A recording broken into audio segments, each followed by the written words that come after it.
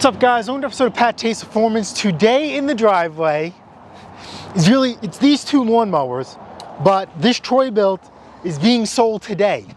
The gentleman is coming all the way from Hartford, Connecticut, and this thing's going. So great job on that. Mrs. Pat Taste Performance really knocked out of the park on this one. I just have to change the oil on this real quick. The blades, both sets, because it came with two sets, are done. So I'm going to do that off camera. Because he's coming from Hartford, Connecticut, he asked for a discount. We did do it, and to make it even better, we one-upped his discount.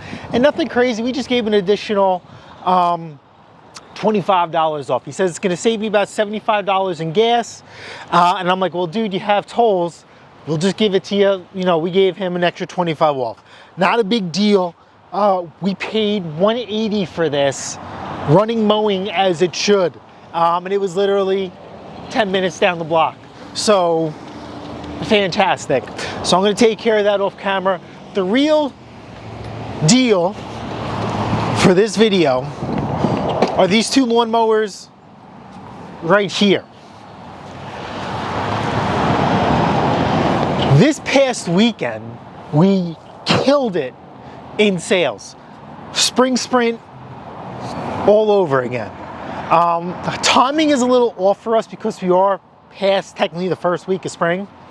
But this past weekend, we did about a little bit over $5 grand worth of sales in 2 days. Absolutely insane. We did have a comeback, which brought us below $5 grand. The guy was really appreciative of how we handled it. And he says we could have just kept on driving and not come back. But we did the right thing. The machine is back with us. We did fix the issue. And he doesn't want it back, even though he said he did. So it is what it is. We put it back up for sale. No big deal. But we had that right there. Anyhow, as far as the spring sprinter sales lately, we are selling machines 250 under out the door, flying. Anything above that, like our electric start lawnmowers and our nice higher end Hondas, we're struggling to sell them. People are just making lowball offers. I mean, you know, the Honda HRX Versimos 217s, those all day long are $500. Now, with everything going on, everybody raised their prices, and so did we. So, you know, we raised the 217s by $50. And honestly, if somebody offered us $500, we would just sell it anyway because we just have so little, you know, into it. The electric start Toros, we usually sell like $350 all day long. We haven't even gotten one $300 offer. We're getting like $200, $150. It was like, dude, what circus are you on? But let me tell you what is hot, which is like insane, are these machines right here. Honda powered Troy Bilts are flying out the door same day or within 24 hours of being listed for sale. This past weekend, we practically sold out of our, I can't say low-end lawnmowers, but just our, I don't know, because we had 3 Kohler-powered Toros, self-propelled for $250, all gone, all 3 gone. We didn't even delete, we had to delete 2 of the one listing because 2 of them were high wheels in the back and 1 was a small wheel. But these are selling like hotcakes. Within 24 hours, with the same day of being listed, Honda powered Troy Bilts are out the door. So over the weekend, 2 days ago, yesterday, I sold one yesterday, so I was with her. So 2 days ago, I went out, I set a trip out east, and I picked up one of these, just like this one, and then a newer one, the Troy Bilt XP edition. And it's funny, I'm gonna do a little video on those to compare what you're getting for the extra money, which is, you make that decision. So, obviously the ads are a different story. What they were in the ad and when I got there were not it is what it is. But that Troy Bilt, I stripped it down, painted it, serviced it, and had it sold within less than 24. I sold it yesterday for $225. I had it up for $200, and then the lady's like, can you deliver it? And I'm like, 25 bucks, I'll deliver it. She was 10 minutes all the way out in Huntington Station, all the way out. So that was easy peasy, 1, 2, 3. This one I want to get done today so we could put this up for sale, get this thing sold, because we had a lot of action on that XP. That is like an off gray or green. I have no idea what color that is. I just shot it black because XP, the bag is black. So I figure the black deck, red motor, black bag with the red lettering, that would kind of tie itself in, not to get it too complicated. Okay, these two mowers here, I'm not sure what I want to do, if I want to shoot this in red and keep this in red, or just do black on both of them. I'm not sure yet. I have to think about it. As you guys know, these wheel covers are gone, because I hate them. These weren't already, I already pulled the wheel covers off of this. This lawnmower right here, there's some drama behind this. This is a Mrs. Pate's Performance mistake, which is no, okay? This is a trade-in that she took in, and I told her no right in front of the guy. I said, this is a bad deal. And I even threw like a jab at him because he was a little rude. I said, we find better stuff in the garbage, and we don't find stuff in the garbage. We just don't do that. We sold a freebie mower for 150 bucks, no bag, self-propelled Toro. The front wheels were bald, don't care, okay? Serviced, ready to mow, $150. Reaches out to the missus, says, hey, do you take trade-ins? I have a lawnmower that runs, it's just hard to start. And they'll give me $50 credit for it, you have a deal. And I'm like, eh. So we ended up telling the guy, bring it over. Worst case, the answer is no. $50 is a lot of money, I feel. So when he came here, the reason why it was hard to start is it was missing a muffler bolt. And the muffler bolt holds the auto choke system. That's why it's hard to start. But I didn't want to tell him that. That's none of his business. The muffler was hanging off. This handle was missing, and he has a hole in the deck. So I just kept my mouth shut. So then Christina's like, let's just do the 50 bucks anyway. I just let her do her thing, okay? And then the guy says, wait a minute, where's the bag for this? I can't give you $100 for this lawnmower. And I said, what are you talking about? In the ad, it says no bag, no bag. Well, he says, you advertise it as a 3-in-1. Yeah, if you want to get a bag for it, buy the freaking bag and you have your 3-in-1. Oh, you know, that's ridiculous. Oh, I'll give you 80. And then Christina's like, yeah, you know, we have a done deal. I said, Chris, we find better stuff in the garbage. I says, muffler's hanging off, he's missing the handle, and he has a hole in the deck. This is a parts machine. He's like, oh, you know, you could weld that deck up. I'm like, dude, this is a lawnmower. Well, I'm not gonna weld a deck. You weld the deck. And he just like looked at me. And then Christina says, why do you have to be that way? What do you mean what this is not a lot of work, but that's none of his business. I'm gonna show you guys how we're gonna take care of that. We are not going to bust out the welder for this. It's gonna make the project a little bit longer, but that's okay. This one we might have to do the same thing. This thing is freaking rough as shit. This thing is rough. It is what it is. I think this one we're gonna have to do some metal work on as well. The blade on this is shot, so this thing is gonna need a blade.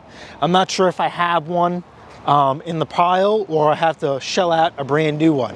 I think this one, because they've been selling like crazy for $200, I'm gonna try and get $225 for it, and I'm gonna have the side discharge chute. Now, I'm not sure if we're not gonna do Troy Bilt red because the paint takes forever to dry. And I want to get this out the door. So we're going to use Rust-Oleum paint where it dries in 15 minutes. It's a different shade of red, and I don't think people will care.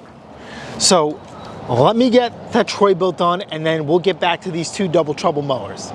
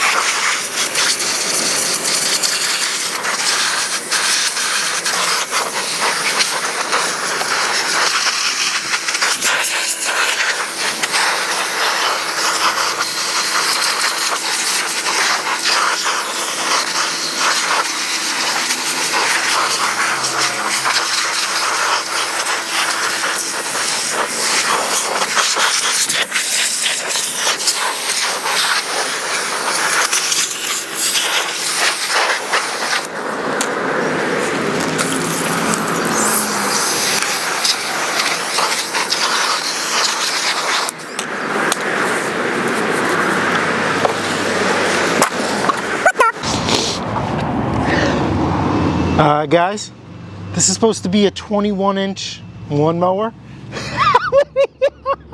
That has to be. That has to be. This looks like one of them Tonka mowers at the UK where they have like 17, 18 inch. This thing's missing at least, you know, 1.5 inches, because you got to give a gap. Lord have mercy. Lord have mercy.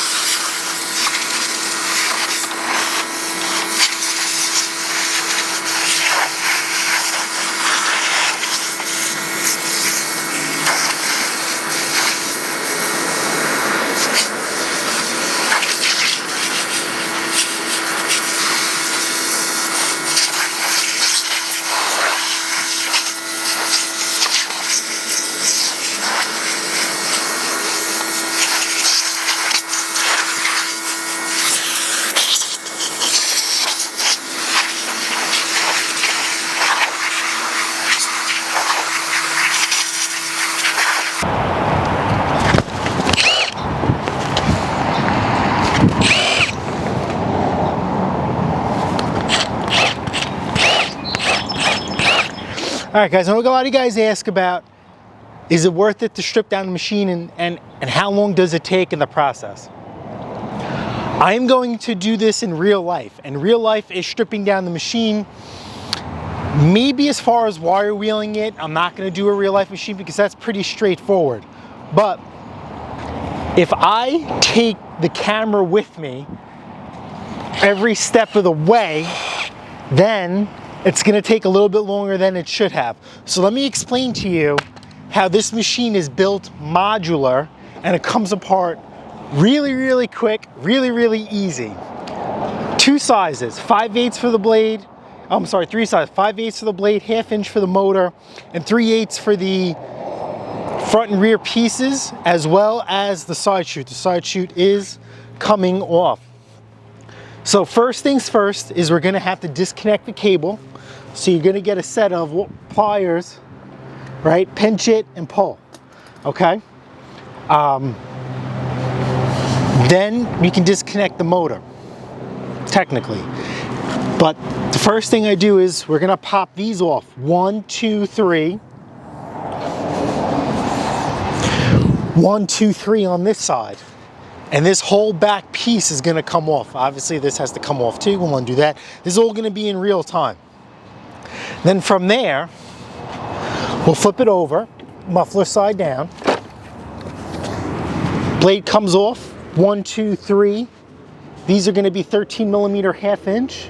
Okay, then we're gonna have to drop the front end. 1, 2, 3, 4, 5. And the front end comes apart. And last but not least, number 6 is gonna be our side discharge cover. Ready, set, hey!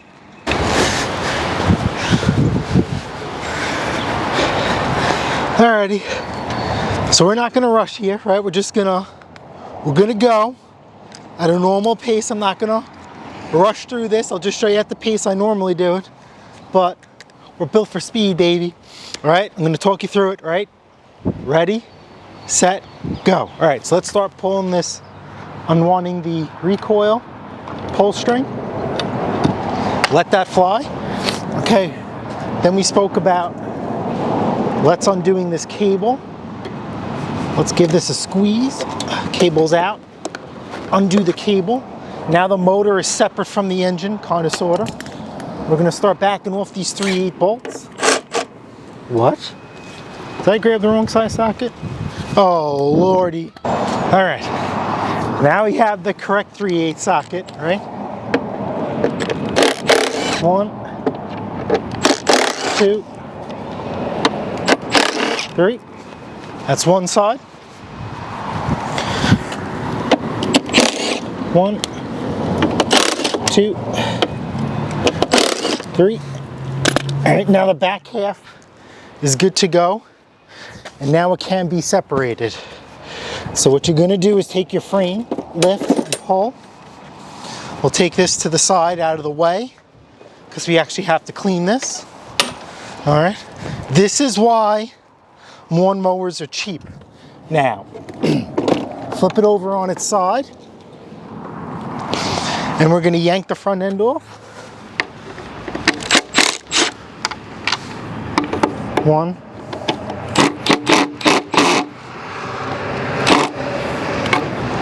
Get out of my way. Don't strip on me. All right, we have to take the motor out. This is getting a little tricky. Hey.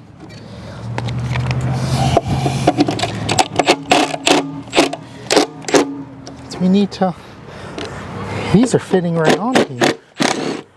On here. Oh wow, this bolt has nothing left to it. Alrighty. We still should be under the 5-minute mark, right? Let's take this out. See you later, love you, bye.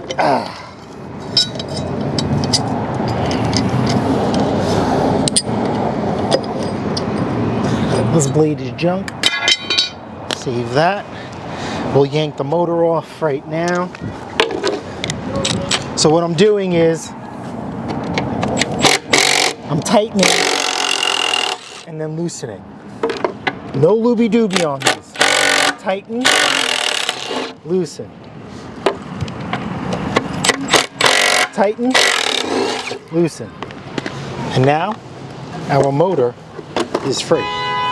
Hey. It's a school bus, pal. School bus stopped and people are driving around it, idiots.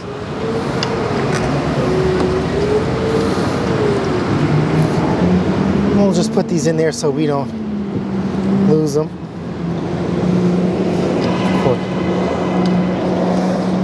See what happens, guys, if you leave at a normal time like everybody else, you're not that idiot honking when the light turns green and the guy doesn't move. You're just chilling. You're just chilling. All right, motor's there.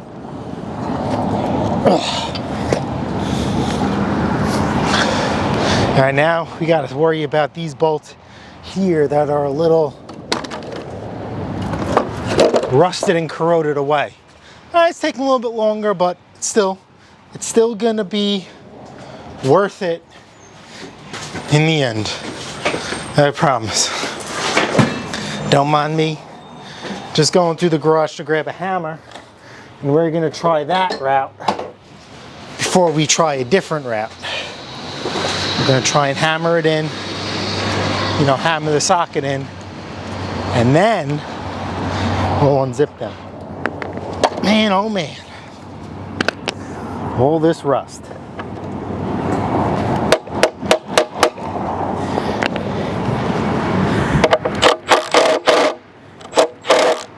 Wow. You are not coming on. Let's try this again.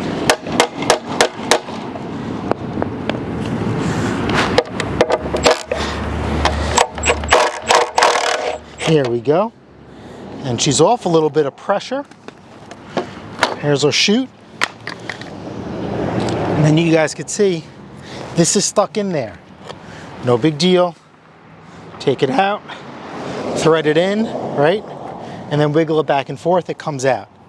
Now we have to go to these. Man, I wish I could show you guys this, but there is nothing left of these screws.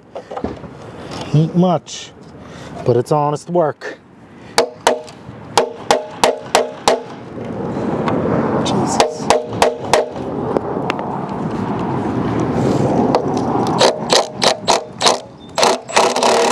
Jesus, man. There's literally nothing left of these screws. We're gonna try anyway. That's one. Let's try and get these last two. Hey, crap. Of what they're supposed to look like. Guys, this is why you're supposed to clean your deck. Woo! All right, let's get the special sockets out. All right, specialty socket hopefully will work.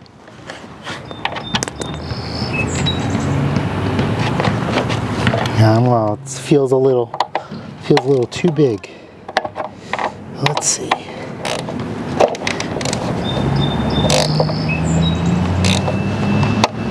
Nope. This one's gonna work. This is 3/8, but the specialty sockets that I have are freaking 10 or metric. I gotta get me one of those. You know what it is? I have metric and standard at work because that's what pays the bills. And I only have metric here. This is not gonna work. Now the crazy part is we're gonna have to put these back on, which is fine.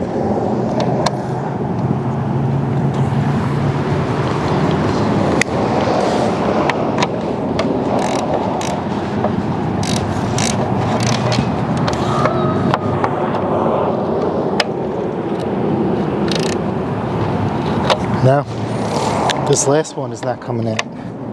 God damn it. Ugh. She's spicy.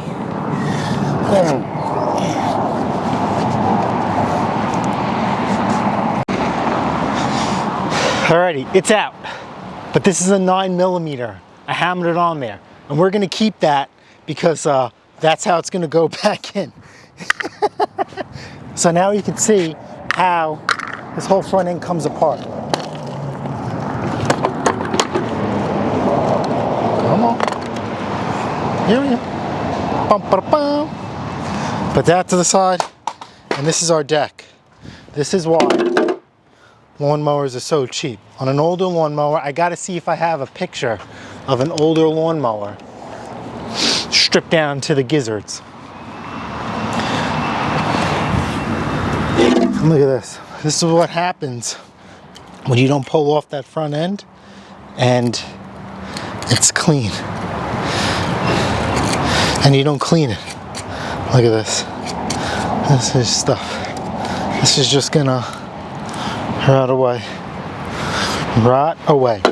So when I do deck restorations like this is a very cheap lawnmower, in my opinion. Everybody has their own definition of a cheap lawnmower. I never touch the underside. Never. But here, look at this.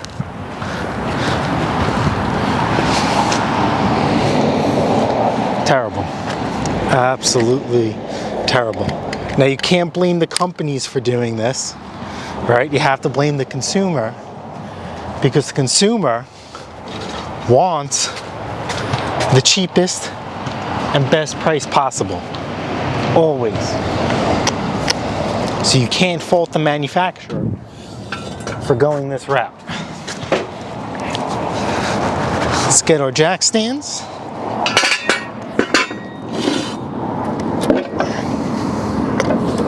Sideways.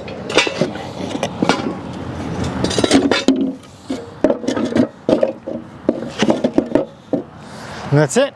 That's our stand. And then we're just gonna go attack it with the wire wheel. Look at this wire wheel. How much life do you think you got left on it? Well, we don't waste anything. We're gonna use this till there's nothing left. And then we'll go to the other one, which I have on standby. So, quick and efficient, you know? Safety glasses. And when the wire wheels get like this, they're gonna start spitting this stuff back at you. So just make sure you got your glasses on.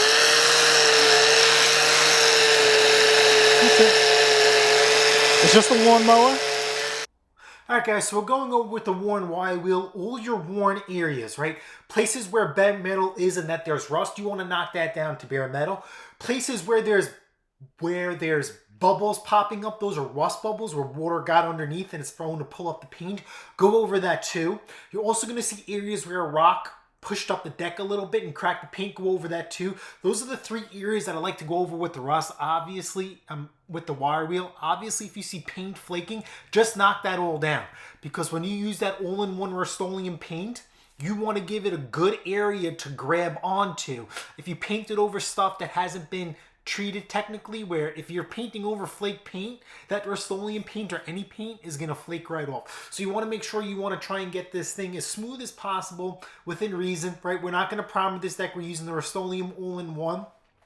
You're going to get a little bit of an uneven transition from areas that you knocked down to areas where you didn't knock down, and I've never ran into an issue. Once in a blue moon, a buyer will be like, hey man, listen, did you paint the machine? Yes, absolutely. And I'll just tell them, it's scratched up from my blocks and shrubs, and, that's part of keeping the rust and rot down. And, they're like, wow, you really love this thing. And absolutely, I did love this thing. This mower got a lot of love. It just needed it. It is what it is. I felt at this point, this mower is absolutely worthless in the condition that is in. Maybe $50. I would be losing money on this lawnmower.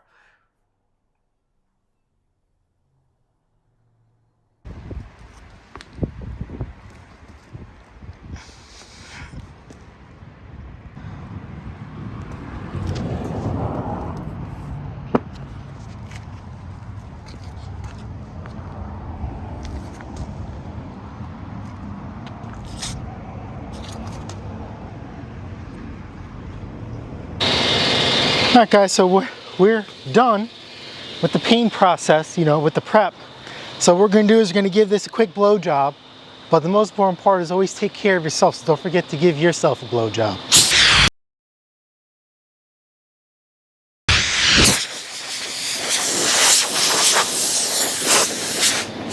Especially when I have a big date at noon. And that's all we're going to do. Just going to give this a quick blowy. And then we're going to see if we missed any spots. And any spots that we missed, we'll just go over with the wire wheel. Alrighty, so we're done here. Final prep. Okay, this machine should be Bilt red. Okay? If I was just doing parts of it here, like, popular parts where the scrape blade is here and on the other side, I would do Bilt red and let this thing sit for a couple hours overnight, let the paint cure, and then this little thing will be good to go. Now, because we're doing the whole thing, we're going to use Rust-Oleum Performance, high performance enamel. All right, this thing is the closest thing to MRO, which is the paint that I like, and this will dry in 15 minutes.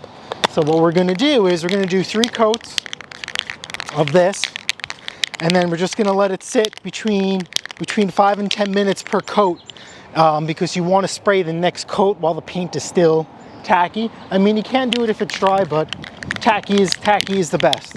So of course they're going to be light coats. It kind of sucks because it's a little windy out, but we'll figure this out.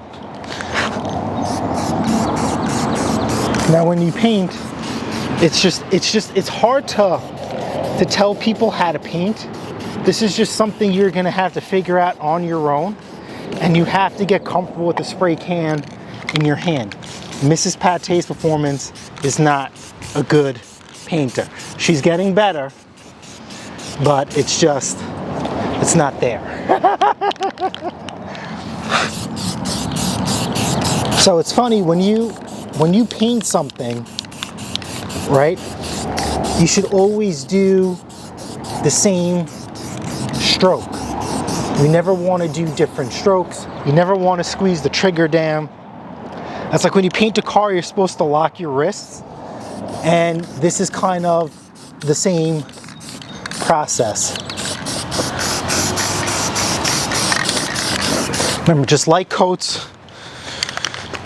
Don't freak out if you still see bare metal or whatever. That's a-okay, because a second coat is on the way in a couple of minutes. And it's funny also, when you paint body panels on a car, right? You're supposed to paint them and hang them the same way they're on a car. Like, so if you're painting a door, you want to have the door like it's facing you, not flat on the ground. And the same thing when you paint a hood, you have the hood facing, you know, the way it's positioned on a car. Here we go, nice coat, nice light coat.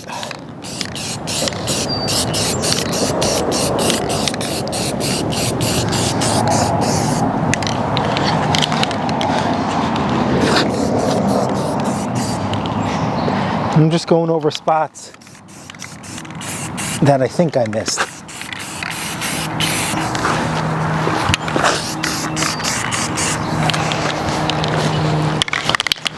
So this is my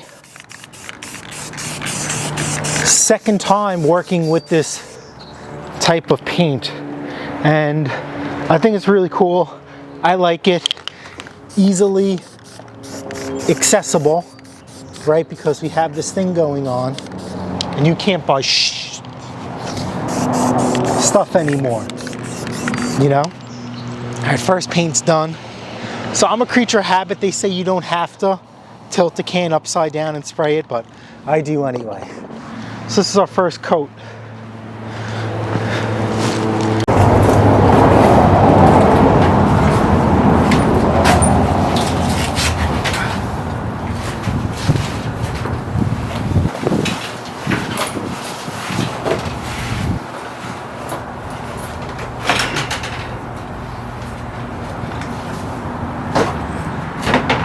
Found it.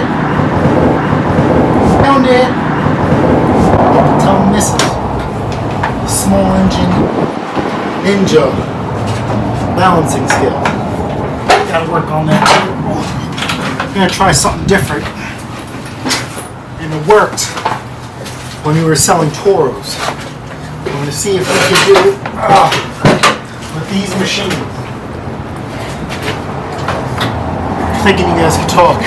You guys can hear me. I'll explain at the end. All right, so we're gonna wait a couple of minutes, and about 5-10 minutes, then we'll get on with the second coat. Same thing with the third coat, but as you see, the first coat pretty light, pretty good, pretty good. This first coat, not too shabby, guys. What do you think?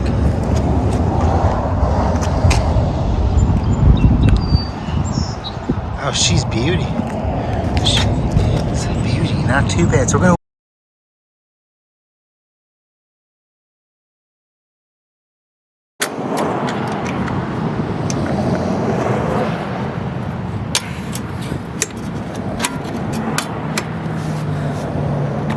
Oh man, wasn't this spiraling a little out of control? This frame had a repair, and they did it poorly. This is the way it should be, right here. And then this is the repaired section. The reason why I noticed is the bag won't fit on the mower.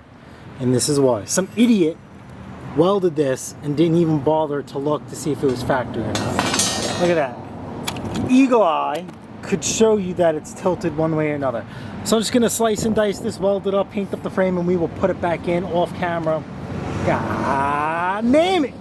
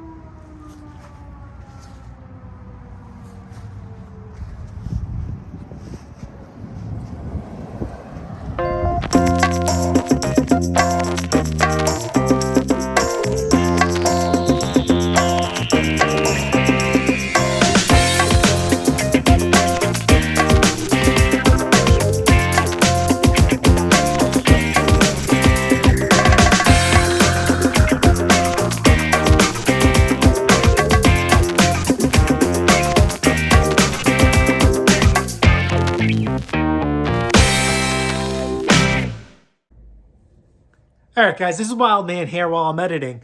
Tell me what you guys think. Hopefully you guys found this video helpful. Don't forget to hit that like button because there may be other people out there that might have the same concerns as you. Maybe want to up their flipping game or start their flipping game, or maybe just even want to restore their existing lawnmower. If this is my existing lawnmower, I'd be 50-50 on this process, whether to prime it or not. I mean, it's just a lawnmower. You're going to end up scraping it again.